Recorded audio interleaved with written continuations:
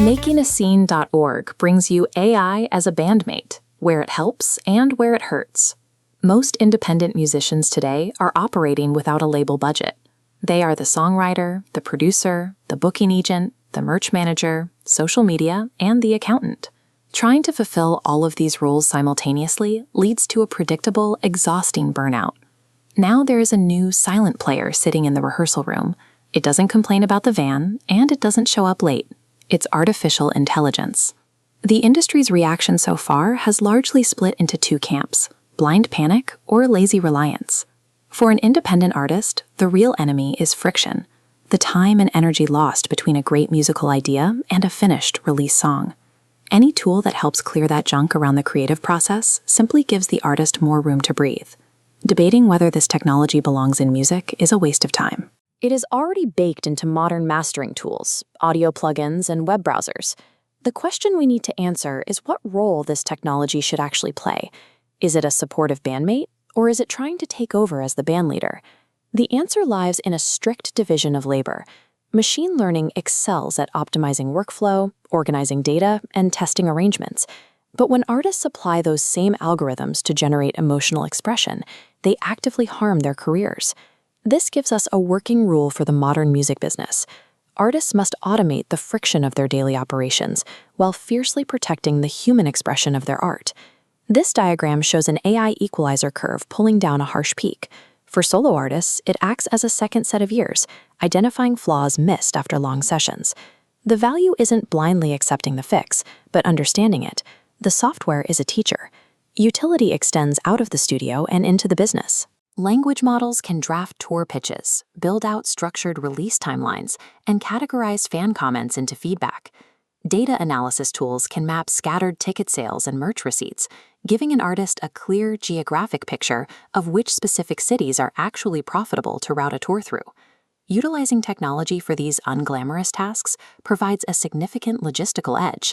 It allows a single artist to handle the kind of data and admin work that used to require a professional team. The danger starts when the technology crosses over into the creative zone. Generative AI operates entirely on pattern recognition and probability. It only knows how to imitate the average of what already exists. Generating acceptable music is a trap. It results in generic, inoffensive tracks that might slip into a background playlist, but will completely fail to build a true, dedicated fan base. Music connects with people because of human imperfections. A cracked vocal, a drummer pushing the tempo because the room is hot, or a bass player landing slightly behind the beat to create a heavy groove. If you rely on software to smooth out every weird edge and generate your core sound, you destroy the exact identity that makes you worth listening to in the first place. Then we reach the highest risk applications of the technology: voice cloning and total style imitation. Scraping and cloning a singer's voice without their consent is an aggressive extraction. It strips away their identity, their culture, and their lived experience, turning their human labor into a cheap novelty. The U.S. Copyright Office has laid out a stark legal reality regarding this kind of automation. Their ruling dictates that purely AI-generated material, or any material lacking sufficient human control over the expressive elements, cannot be protected by copyright. A music catalog is a long-term financial asset. Surrendering your songwriting and performance to generative prompts means legally building your future on wet cardboard.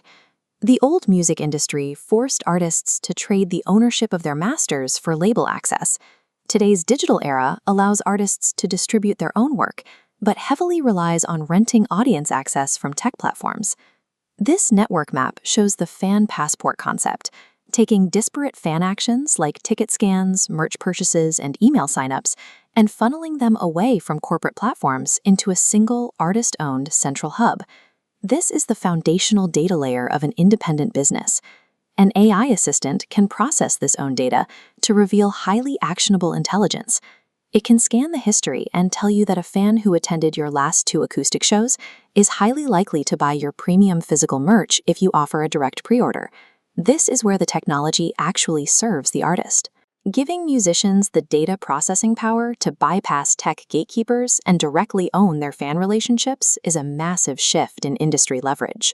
A machine can generate endless options in seconds, but humans possess the advantage that actually matters: taste, truth, timing, and trust.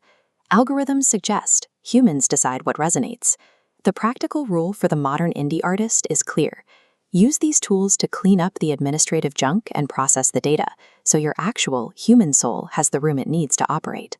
Real independence comes from using the machines to secure your own data and time, then using that freedom to do the one thing the machine can't: stay human. To dig deeper into how to build a sustainable career in the new music economy, check out the other articles, guides, and resources over at makingascene.org.